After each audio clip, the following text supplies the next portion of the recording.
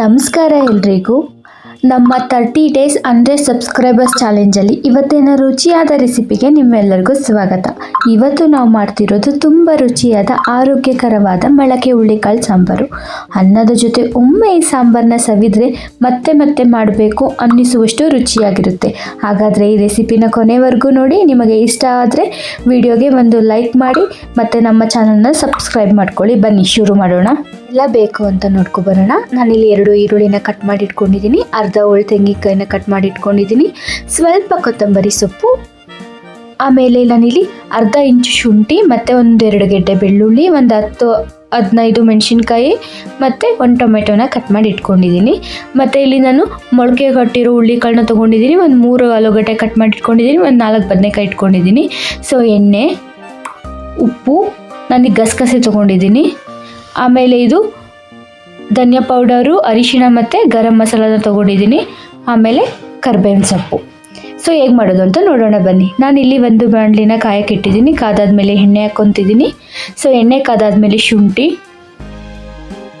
ಬೆಳ್ಳುಳ್ಳಿ ಮತ್ತು ರೆಡ್ ಚಿಲ್ಲಿನ ಹಾಕ್ಕೊತಿದ್ದೀನಿ, ಆಮೇಲೆ ಈರುಳ್ಳಿ ಕಟ್ ಮಾಡಿರುವಂಥದ್ದು ಹಾಕಿ ಇದನ್ನ ಚೆನ್ನಾಗಿ ಎಣ್ಣೆಯಲ್ಲೇ ಚೆನ್ನಾಗಿ ಫ್ರೈ ಮಾಡ್ಕೊಳ್ಳೋಣ.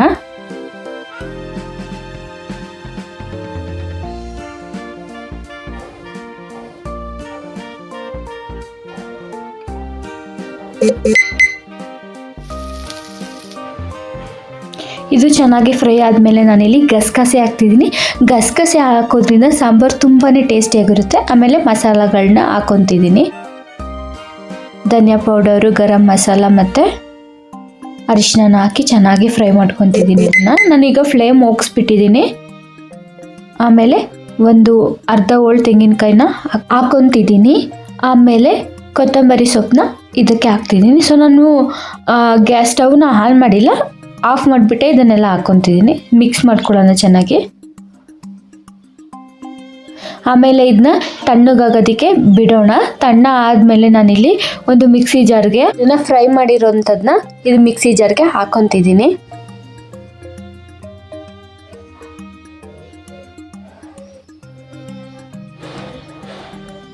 ಆಮೇಲೆ ನಾನು ಇದಕ್ಕೆ ಒಂದು ಕಟ್ ಮಾಡಿರೋಂತಹ ಟೊಮೆಟೊನ ಹಾಕ್ಕೊತಿದ್ದೀನಿ. ಆಮೇಲೆ ಸ್ವಲ್ಪ ನೀರು ಹಾಕಿ ಇದನ್ನು ಗ್ರೈಂಡ್ ಮಾಡಿ ನಾವು ಎತ್ತಿಟ್ಕೊಳ್ಳೋಣ. ಈಗ ಒಂದು ಗ್ಯಾಸ್ ಮೇಲೆ ಕುಕ್ಕರ್ ಇಟ್ಟು, ಕುಕ್ಕರ್ ಕಾದಾದ್ಮೇಲೆ ನಾನಿಲ್ಲಿ ಎಣ್ಣೆನ ಹಾಕ್ಕೊತಿದ್ದೀನಿ.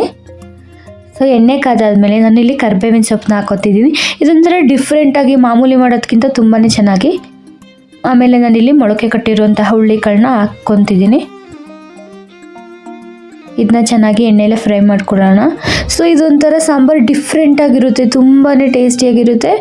ಸೊ ಮಾಮೂಲಿ ಮಾಡೋದಕ್ಕಿಂತ ಇದೊಂಥರ ಡಿಫ್ರೆಂಟಾಗಿರುತ್ತೆ. ಒಂದು ಸಲ ಟ್ರೈ ಮಾಡಿ ನೀವು ಕೂಡ. ಸ್ವಲ್ಪ ಅರಿಶಿನ ಹಾಕ್ಕೊತಿದ್ದೀನಿ. ಸೊ ಇದನ್ನ ಎಣ್ಣೆಯಲ್ಲೇ ಚೆನ್ನಾಗಿ ಫ್ರೈ ಮಾಡ್ಕೊಳ್ಳೋಣ ಇದನ್ನ. ಸೊ ಕರ್ಬೇವಿನ ಸೊಪ್ಪು ಹಾಕೋದ್ರಿಂದ ತುಂಬ ಟೇಸ್ಟಿಯಾಗಿರುತ್ತೆ, ಒಂಥರ ಡಿಫ್ರೆಂಟ್ ವೈಬ್.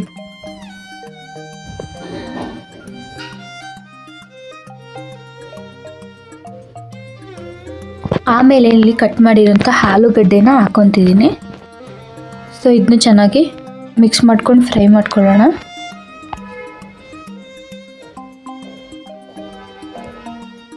ನಾರ್ಮಲಾಗಿ ಮೊಳಕೆ ಹುಳ್ಳಿಕಾಳು ಸಾಂಬಾರು ಮಾಡಿ ಬೇಜಾರಾಗಿದ್ದರೆ ಇದೊಂದು ಸಲ ಮಸ್ಟ್ ಟ್ರೈ ಅಂತ ಹೇಳ್ತೀನಿ ಆನೆಸ್ಟ್ಲಿ. ಆಮೇಲೆ ನಾನಿಲ್ಲಿ ರುಬ್ಬಿರುವಂತಹ ಮಸಾಲನ ಇದಕ್ಕೆ ಆ್ಯಡ್ ಮಾಡ್ಕೊತಿದ್ದೀನಿ.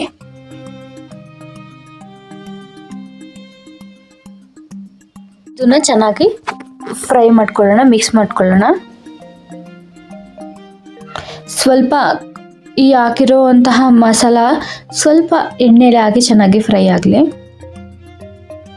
ನಾನು ನೀರನ್ನ ಹಾಕ್ಕೊತಿದ್ದೀನಿ. ನಿಮಗೆ ಸಾಂಬಾರು ಕನ್ಸಿಸ್ಟೆನ್ಸಿ ಎಷ್ಟು ಬೇಕು ನೋಡ್ಕೊಂಡು ನೀರನ್ನ ಹಾಕ್ಕೊಳ್ಳಿ. ನಾನಿಲ್ಲಿ ಜಾರ್ನ ತೊಳೆದು ಕೂಡ ಹಾಕ್ಕೊತಿದ್ದೀನಿ. ನಾನಿಲ್ಲಿ ರುಚಿಗೆ ತಕ್ಕಷ್ಟು ಉಪ್ಪನ್ನ ಹಾಕ್ತಿದ್ದೀನಿ. ಸೊ ಇದನ್ನ ಮಿಕ್ಸ್ ಮಾಡ್ಕೊಳ್ಳೋಣ. ಈ ಮೊಳಕೆ ಬಂದ ಹುಳ್ಳಿಕಾಳಿನಲ್ಲಿ ಸಾಕಷ್ಟು ಪೌಷ್ಟಿಕಾಂಶಗಳಿವೆ. ಇದರಲ್ಲಿ ಪ್ರೋಟೀನ್, ಫೈಬರ್ ಮತ್ತು ಹಲವು ವಿಟಮಿನ್ಸ್, ಮಿನರಲ್ಗಳು ಸಿಗುತ್ತವೆ. ನಾನು ಇದಕ್ಕೆ ಇವಾಗ ಕಟ್ ಮಾಡಿರೋಂತಹ ಬದನೆಕಾಯಿನ ಇದಕ್ಕೆ ಆ್ಯಡ್ ಮಾಡ್ತಿದ್ದೀನಿ. ಆಮೇಲೆ ಇದನ್ನು ಮುಚ್ಚಳ ಮುಚ್ಚಿ 1-2 ವಿಷಲ್ ಹಾಕ್ಸಿದ್ರೆ ಸಾಂಬಾರು ರೆಡಿಯಾಗಿ ಹೋಗುತ್ತೆ. ಸಾಕು, ಕಾಳೆಲ್ಲ ಬೆಂದಿರುತ್ತೆ. ಕಾಳನ್ನು ನಾವು ಮೊಳಕೆ ಕಟ್ಟೋದ್ರಿಂದ ಕೆಲವು ಪೋಷಕಾಂಶಗಳು ದೇಹಕ್ಕೆ ಸುಲಭವಾಗಿ ಲಭ್ಯವಾಗುತ್ತದೆ. ಹಾಗಾಗಿ ರುಚಿಯ ಜೊತೆಗೆ ಪೌಷ್ಟಿಕವಾದ ಸಾಂಬಾರು ಕೂಡ ರೆಡಿಯಾಗಿ ಹೋಗುತ್ತೆ. ಸಾಂಬಾರು ರೆಡಿಯಾಗಿ ಹೋಗಿದೆ. ಇವತ್ತಿನ ಈ ರುಚಿಯಾದ ಮೊಳಕೆ ಹುರುಳಿಕಾಳು ಸಾಂಬಾರು ನಿಮಗೆ ಇಷ್ಟ ಆಗಿದೆ ಅಂತ ಅನ್ಕೋತೀನಿ. ರೆಸಿಪಿ ಇಷ್ಟ ಆದರೆ ಒಂದು ಲೈಕ್ ಮಾಡಿ, ನಿಮ್ಮ ಫ್ಯಾಮಿಲಿ ಫ್ರೆಂಡ್ಸ್ ಜೊತೆ ಶೇರ್ ಮಾಡಿ. ಮತ್ತು ನಮ್ಮ 30 days 1000 ಸಬ್ಸ್ಕ್ರೈಬರ್ಸ್ ಚಾಲೆಂಜ್ಗೆ ನಿಮ್ಮ ಸಪೋರ್ಟ್ ಬೇಕು. ಹಾಗಾಗಿ ನಮ್ಮ ಚಾನಲ್ನ ಸಬ್ಸ್ಕ್ರೈಬ್ ಮಾಡಿ, ಬೆಲ್ ಐಕಾನ್ ಒತ್ತೋದನ್ನು ಮರಿಬೇಡಿ. ಇನ್ನೊಂದು ರುಚಿಯಾದ ರೆಸಿಪಿಯೊಂದಿಗೆ ಮತ್ತೆ ಸಿಗೋಣ. ಅಲ್ಲಿವರೆಗೂ ಬಾಯ್ ಬಾಯ್.